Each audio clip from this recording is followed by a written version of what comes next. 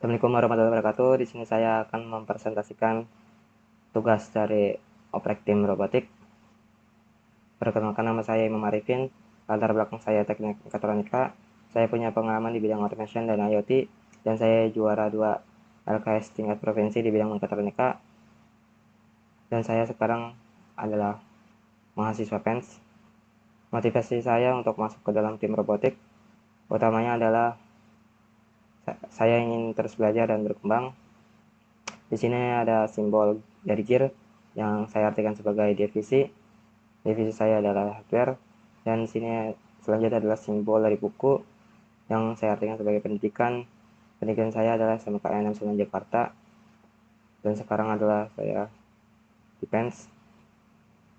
Selanjutnya di sini adalah simbol dari puzzle yang saya artikan sebagai kemampuan. Kemampuan saya adalah bisa PLC, bisa pneumatik, bisa SCADA, bisa automation, bisa IoT, dan terakhir adalah simbol dari awan yang saya artikan sebagai impian. Impian saya adalah masuk tim robotik PENS. Selanjutnya adalah deskripsi lomba. Di sini saya memilih kontes robot SAR Indonesia atau yang disebut KRSRI, yang merupakan subdivisi dari kompetisi kontes robot Indonesia, yang merupakan pengganti dari kontes robot pemadam api, yang memiliki misi utamanya yaitu misi pencarian dan penyelamatan bencana yang umum terjadi khususnya di Indonesia, yang misinya juga memadamkan lilin dan calon korban lalu dipindahkan ke posisi yang aman. Selanjutnya adalah slide tantangan lomba. Di sini saya mendapatkan referensi dari pedoman KRSRI 2023, yaitu 1. Dapat bergerak sendiri tanpa operator dan garis penentu. 2. Dapat membuat keputusan sendiri berdasarkan variasi tantangan yang diberikan. 3. Dapat melewati rintangan-rintangan dalam perjalanan. 4. Tidak terpengaruhi oleh parameter-parameter pengganggu seperti syaratan cahaya, permukaan dinding yang tidak rata dan yang menyerap suara, serta dinding yang memantulkan cahaya. 5. Dapat bergerak pada permukaan lantai yang tidak rata dan dapat menekan anak tangga. 6. Dapat menemukan keberadaan panas yang direpresentasikan dengan lilin dan memadamkannya. 7. Dapat mencegah jatuhnya lilin ataupun penyanggah ke arah calon korban yang direpresentasikan dengan boneka. 8. Dapat mendeteksi dan mengangkat calon korban tanpa menjatuhkannya. 9. Dapat menyelamatkan calon korban ke daerah aman di dekatnya tanpa menjatuhkannya. Selanjutnya adalah slide gagasan. Di sini saya bahas tentang perancangan hardware, 2. Perancangan sistem, 3. Pengujian dan analisa. Perancangan hardware. Di sini terdapat blok diagram robot KRSRI, yang mana di sini terdapat baterai 3S untuk menyalakan servo, lalu diturunkan ke 5 volt untuk menyalakan Arduino dan rangkaian lainnya. Lalu ada di sini flowchart sistem kontrol PID untuk mengkonfigurasi dari kompas, yang mana pertama di sini mulai, lalu inisiasi kompas, lalu menentukan sudut, lalu diproses oleh PID, lalu robot jalan dan selesai. Di sini ada penjelasan tentang kontrol PID, yang mana merupakan kontrol mekanisme umpan balik yang biasa dipakai pada sistem kontrol industri. PID ini secara kontinu menghitung nilai kesalahan sebagai beda antara set point yang diinginkan dan variabel proses terukur. Kontroler ini mencoba untuk meminimalkan nilai kesalahan dengan penyetelan variabel kontrol seperti current control damper atau daya pada elemen pemanas ke nilai baru seperti persamaan di bawah ini. Dengan diketahui Kp adalah gain proporsional, Ki adalah gain integral, Kd gain derivatif. Selanjutnya adalah flowchart navigasi.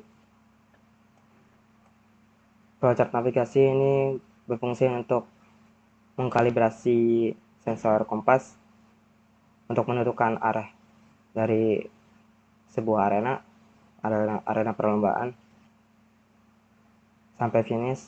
Selanjutnya adalah gagasan yang kedua adalah perancangan sistem.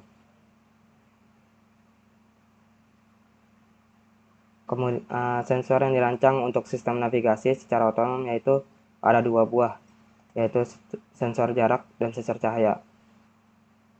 Sensor jarak dan sensor cahaya ini berfungsi untuk mendeteksi keberadaan dinding, anak tangga, dan cahaya untuk mendeteksi sensor cahaya untuk mendeteksi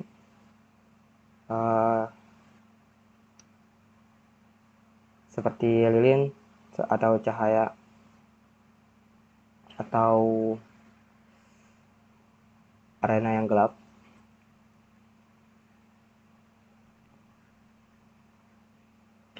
Sini ada grafik karakteristik sensor jarak dan ada grafik karakteristik sensor cahaya. Selanjutnya ada behaviors pada robot untuk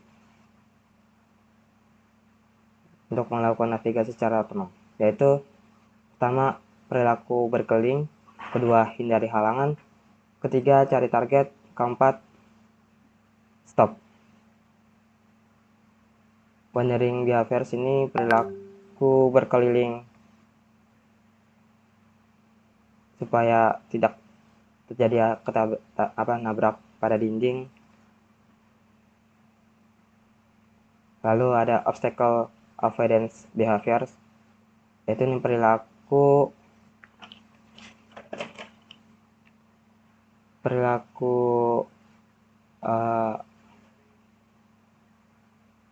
rintangan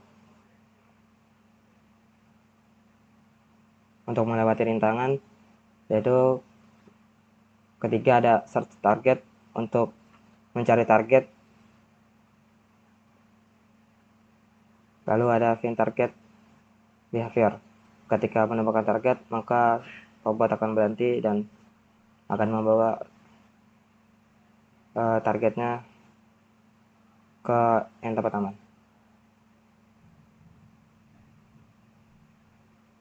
Lalu sekumpulan behavior harus dikoordinasikan supaya dapat bekerja dengan sinkron pada robot dengan metode subsumption architecture. Di sini ada gambar yang di bawah adalah wandering. Ini adalah level terendah. Ketika behavior yang lain aktif, maka wandering ini tidak aktif. Lalu di sini ada behavior tertinggi, level tertinggi yaitu obstacle avoidance, yang mana ketika obstacle avoidance ini aktif, maka semuanya akan tidak aktif. Hal ini juga berarti ketika semuanya behavior lain aktif, ketika behavior masing-masing aktif, maka yang lain akan nonaktif. Lalu di sini ada pengujian alat dan analisa. Pengujian dan analisa ini berfungsi untuk mengetahui sistem kerja tersebut dengan semestinya sesuai dengan perancangan yang sudah dibuat. Pengujian alat ini dimulai dari pengujian step down dan komponen-komponen lainnya pada masing-masing lainnya.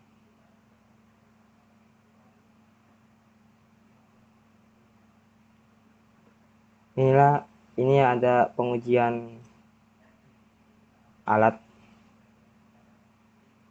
seperti pengujian step down bertujuan untuk mengetahui besarnya tegangan keluaran dari modul step down yang digunakan untuk mencatat seluruh rangkaian. Lalu pengujian pin Arduino, lalu pengujian pin Arduino Nano, pengujian pin Open CM9.04 dengan cara mengecek pin-pin Open CM9.04 dengan menggunakan multimeter. Kemudian ada pengujian sensor jarak. Pengujian sensor jarak ini nantinya akan diproses dengan kontrol PID. Error yang dihasilkan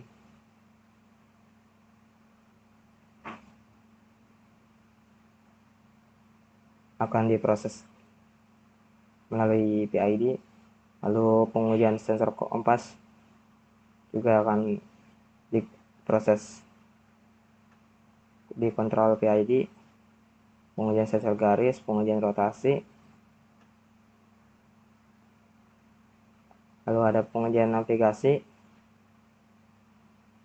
Pengujian navigasi ini dilakukan dengan robot berjalan dari titik awal ke tujuan dengan jarak 100 cm yang diukur menggunakan alat ukur meteran. Robot bernavigasi dengan sudut yang telah ditentukan menggunakan sensor kompas. Nilai kontrol PID dalam percobaan navigasi yaitu proporsional dan derivatif. Nilai kontrol PID didapat dari beberapa kali trial error. Lalu yang terakhir adalah pengujian keseluruhan sistem pada robot.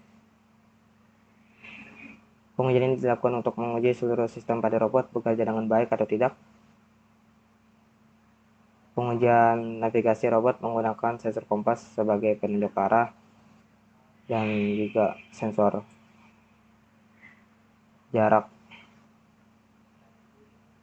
dengan pengujian PID, yang dimana kontrol PID navigasi menggunakan beberapa kontrol, yaitu kontrol proporsional dan kontrol derivatif. Navigasi dilakukan dengan robot diletakkan pada arena posisi start hingga finish.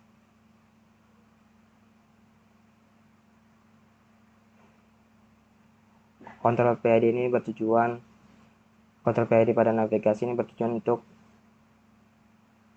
jalan robot menjadi stabil dan berjalan lurus, yang mana jika robot tanpa kontrol PID, robot tidak akan berjalan stabil, melainkan miring karena mungkin faktor dari desain mekaniknya atau mungkin dari servo yang lama sehingga menyebabkan pergerakan menjadi tidak stabil.